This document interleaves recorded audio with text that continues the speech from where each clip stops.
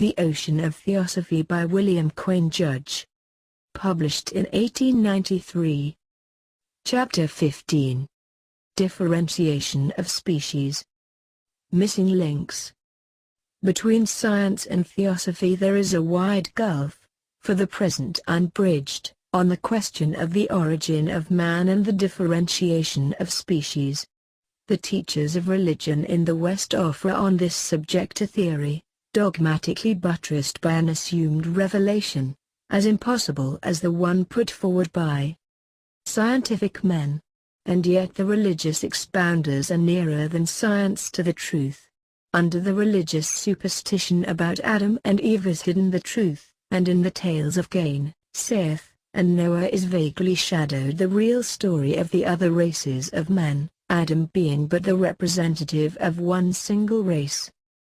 The people who received Cain and gave him a wife were some of those human races which had appeared simultaneously with the one headed by Adam.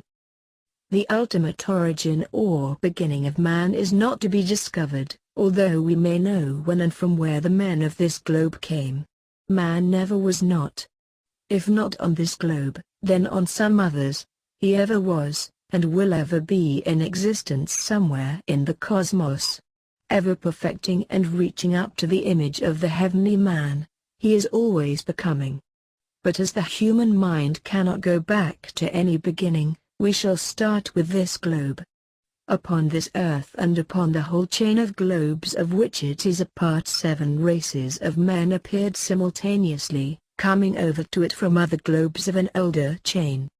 And in respect to this earth, the fourth of this chain, these 7 races came simultaneously from another globe of this chain.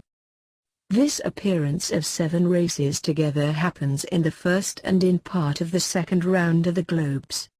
In the second round the 7 masses of beings are amalgamated, and their destiny after that is to slowly differentiate during the succeeding rounds until at the 7th round the 7 first great races will be once more distinct, as perfect types of the human race as this period of evolution will allow.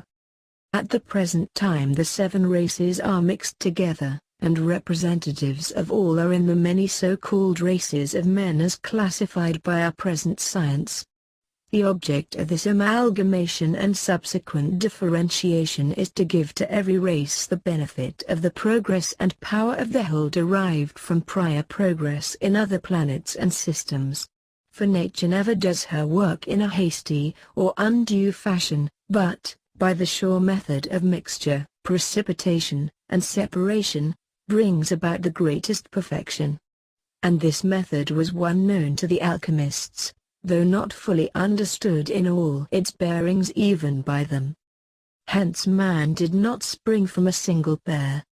Neither did he come from any tribe or family of monkey. It is hopeless to look to either religion or science for a solution of the question, for science is confused on her own admission, and religion is tangled with a revelation that in its books controverts the theory put forward by the priest. Adam is called the first man, but the record in which the story is found shows that other races of men must have existed on the earth before Cain could have founded a city. The Bible, then, does not support the single-pair theory. If we take up one of the hypotheses of science and admit for the moment that man and monkey differentiated from one ancestor, we have then to decide where the first ancestor came from. The first postulate of the Lodge on this subject is that 7 races of men appeared simultaneously on the earth. And the first negative assumption is that man did not spring from a single pair or from the animal kingdom. The varieties of character and capacity which subsequently appear in man's history are the forthcoming of the variations which were induced in the egos in other and long anterior periods of evolution upon other chains of globes. These variations were so deeply impacted as to be equivalent to inherent characteristics. For the races of this globe the prior period of evolution was passed on the chain of globes of which our moon is the visible representative. The burning question of the anthropoid apes as related to man is settled by the masters of wisdom, who say that instead of those being our progenitors they were produced by man himself. In one of the early periods of the globe the men of that time begot from large females of the animal kingdom the anthropoids, and in anthropoid bodies were caught a certain number of egos destined one day to be men. The remainder of the descendants of the true anthropoid are the descendants of those illegitimate children of men, and will die away gradually, their egos entering human bodies. Those half-ape and half-man bodies could not be instilled by strictly animal egos, and for that reason they are known to the secret doctrine as the delayed race, the only one not included in the fiat of nature that no more egos from the lower kingdoms will come into the human kingdom until the next Manvantara. But to all kingdoms below man except the anthropoids, the door is now closed for entry into the human stage, and the egos in the subordinate forms must all wait their turn in the succeeding great cycle. And as the delayed egos of the anthropoid family will emerge into the man stage later on, they will thus be rewarded for the long wait in that degraded race. All the other monkeys are products in the ordinary manner of the evolutionary processes. On this subject I cannot do better than quote the words of one of those masters of wisdom, giving the esoteric anthropology from the secret volumes, thus. The anatomical resemblance between man and the higher ape, so frequently cited by the Darwinists as pointing to some former ancestor common to both, presents an interesting problem the proper solution of which is to be sought for in the esoteric explanation of the genesis of the pithecoid stocks. We have given it so far as was useful by stating that the bestiality of the primeval mindless races resulted in the production of huge man-like monsters, the offspring of human and animal parents. As time rolled on and the still semi-astral forms consolidated into the physical, the descendants of these creatures were modified by external conditions until the breed, dwindling in size, culminated in the lower apes of the Miocene period. With these the later Atlanteans renewed the sin of the mindless, this time with full responsibility. The resultants of their crime were the species now known as the anthropoid. Let us remember the esoteric teaching which tells us of man having had in the third round a gigantic ape-like form on the astral plane, and similarly at the close of the third race in this round.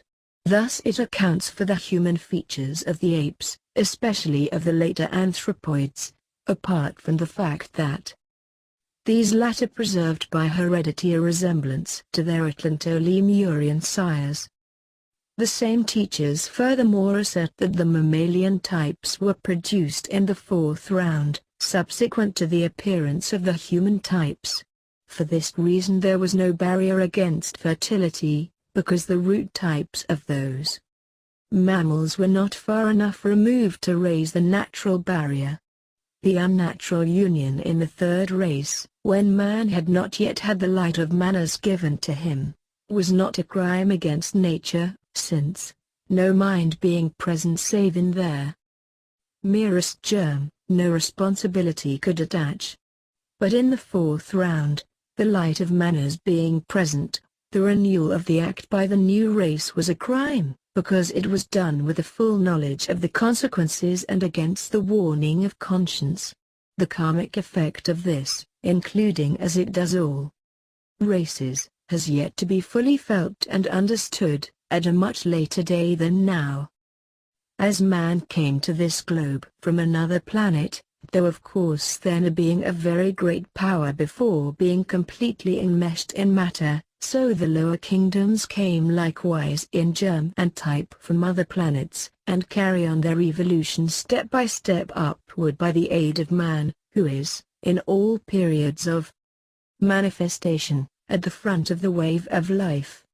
The egos in these lower kingdoms could not finish their evolution in the preceding globe chain before its dissolution, and coming to this they go forward age after age, gradually approaching nearer the man stage. One day they too will become men and act as the advance guard and guide for other lower kingdoms of this or other globes. And in the coming from the former planet there are always brought with the first and highest class of beings some forms of animal life, some fruits and other products, as models or types for use here. It will not be profitable to go into this here with particularity, for being too far ahead of the time it would evoke only ridicule from some and stupidity from others.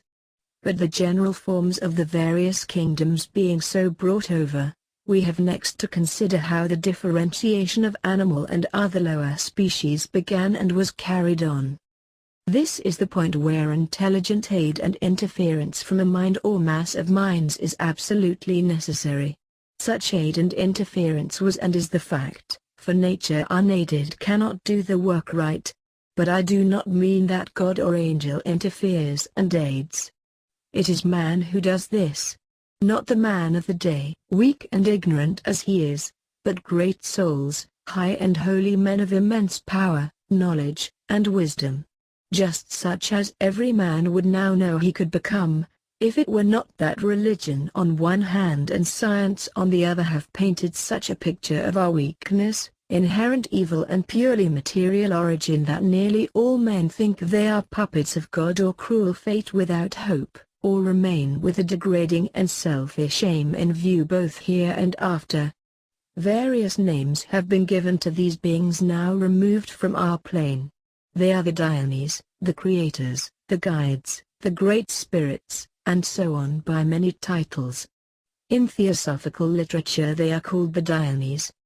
By methods known to themselves and to the Great Lodge they work on the forms so brought over, and by adding here, taking away there, and often altering, they gradually transform by such alteration and addition the kingdoms of nature as well as the gradually forming gross body of man. This process is carried on chiefly in the purely astral period preceding the gross physical stage, as the impulses thus given will surely carry themselves forward through the succeeding times. When the midway point of evolution is reached the species emerge onto the present stage and not showing the connection to the eye of man nor to our instruments. The investigations of the day have traced certain species down to a point where, as is confessed, it is not known to what route they go back. Taking oxen on one side and horses on the other, we see that both are hoofed, but one has a split hoof and the other but one toe. These bring us back, when we reach the oldest ancestor of each, to the midway point, and their science has to stop. At this spot the wisdom of the masters comes in to show that back of this is the astral region of ancient evolution, where were the root types in which the deities began the evolution by alteration and addition which resulted in the differentiation afterwards on this gross plane into the various families, species, and genera.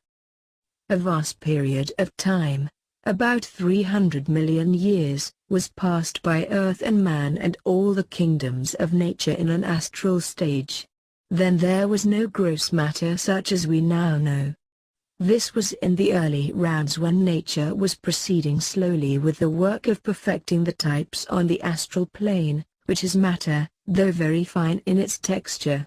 At the end of that stretch of years the process of hardening began, the form of man being the first to become solid, and then some of the astral prototypes of the preceding rounds were involved in the solidification, though really belonging to a former period when everything was astral.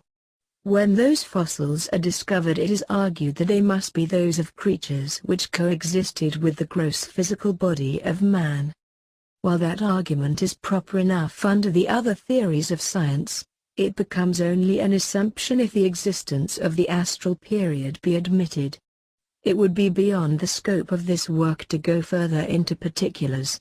But it may incidentally be said that neither the bee nor the wheat could have had their original differentiation in this chain of globes, but must have been produced and finished in some other from which they were brought over into this. Why this should be so I am willing to leave for the present a conjecture. to the whole theory, it may be objected that science has not been able to find the missing links between the root types of the astral period and the present fossils or living species. In the year 1893 at Moscow, Professor Virchow said in a lecture that the missing link was as far off as ever, as much of a dream as ever, and that no real evidence was at hand to show man as coming from there. Animals. This is quite true, and neither class of missing link will be discovered by science under her present methods. For all of them exist in the astral plane and therefore are invisible to the physical eye. They can only be seen by the inner astral senses, which must first be trained to do their work properly, and until science admits the existence of the astral and inner senses, she will never try to develop them. Always, then, science will be without the instruments for discovering the astral links left on the astral plane in the long course of differentiation. The fossils spoken of above, which were, so to say, solidified out of date, form an exception to the impossibility of finding any missing links, but they are blind alleys to science because she admits none of the necessary facts.